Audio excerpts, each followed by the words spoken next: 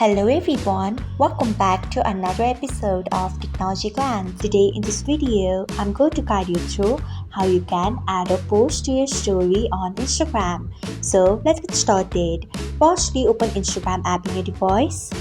Then tap on share icon of the post which you want to post on your story.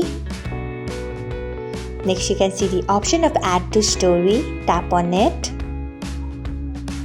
Next, tap on your story. Then check